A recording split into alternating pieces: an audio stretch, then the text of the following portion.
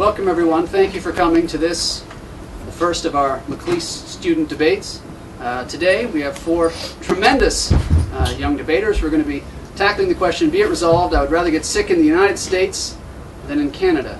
To thank all of you for coming, those of you who are joining us online, and certainly Mr. Willis McLeese and the McLeese family for making this possible.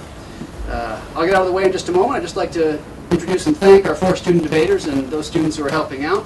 Mr. Harris Kaufman for the proposition from Upper Canada College, his partner Nicole Ratty from Richmond Hill High School, Diane Schneer from Northern Secondary School, and Louis Fainer from Thornhill Secondary School. Our timekeeper is Nicola Parrish from Richmond Hill High School, and beside me, our moderator, Karthika Sathanandan, also from Richmond Hill High School. So without further ado, Karthika, our moderator, let's begin. Hello everyone.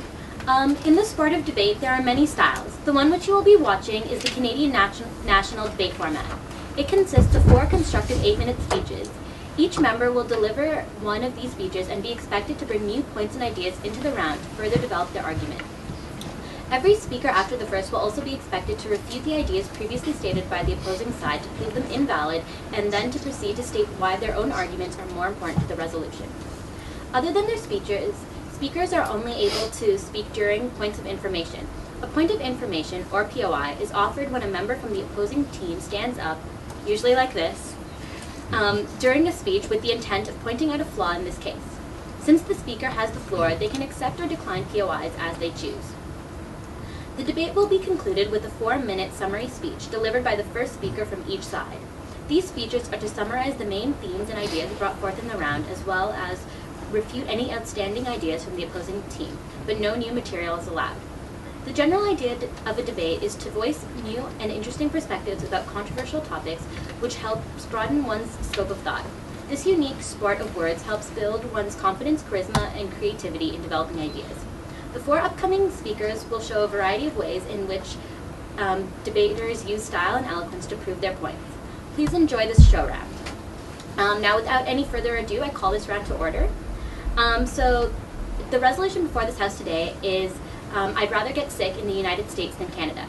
Representing the proposition are its first speaker, Harris Kaufman, and second speaker, Nicole Ratty. Representing the opposition are its first speaker, Diane Schneer, and second speaker, Louis Fainer. I would like to sincerely welcome Mr. McLeese, Mr. Caldwell, Mr. Lawson, Ms. Bialystok, Mr. Abarbanel, and all the other guests. Each speaker will deliver an 8-minute constructive speech. Nicola will bang the desk after the first minute, and again with 1 minute remaining, to signal the time during which POIs may be raised. For each speaker, 15 minutes break will be allowed. After each speech, I will immediately call upon the next debater to begin his or her address. There will be no points of order or points of privilege. Heckling is also prohibited. Are there any questions regarding the rules? Okay, so I now call upon the first speaker.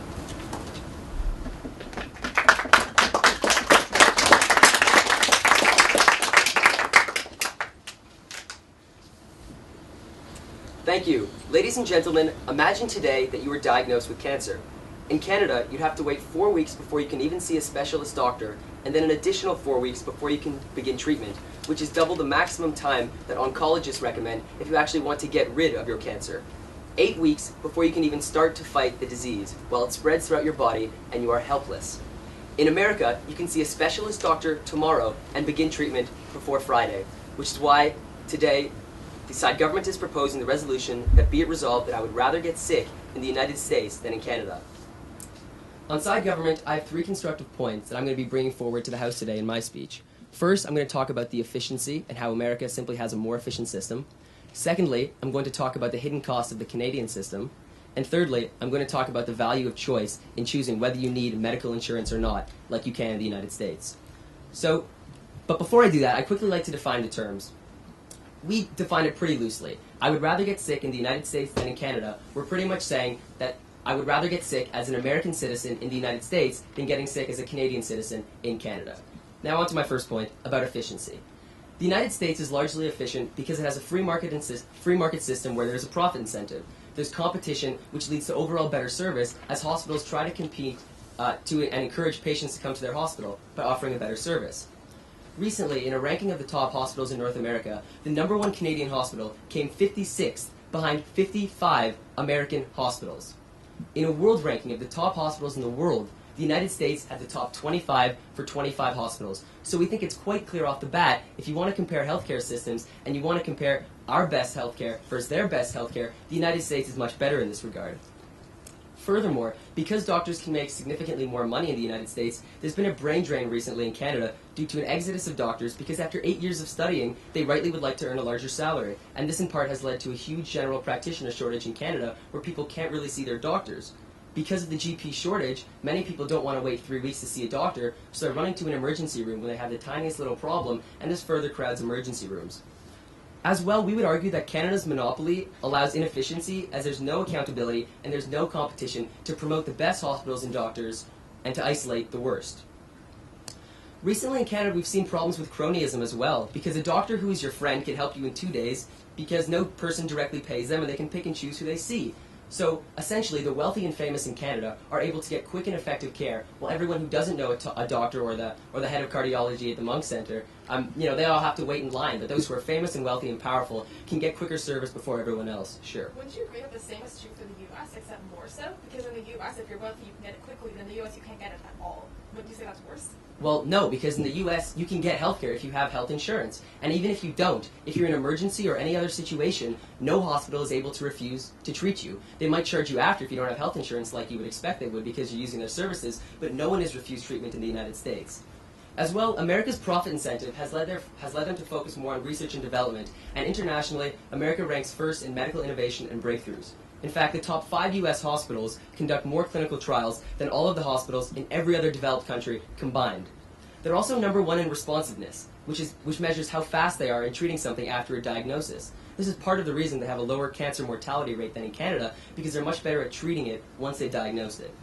It becomes really clear that the American healthcare system is superior when Canada's very own leaders, like Belinda Stronach, Danny Williams, and Paul Martin, extol the virtue of Canadian healthcare, praise its sacrosanct nature, and demand that it remain public, yet when they need medical treatment, they all opted for private clinics, as even they don't trust our system. They voted with their feet, as did the King of Jordan and countless other figures, because if you want the best treatment, you go to the United States.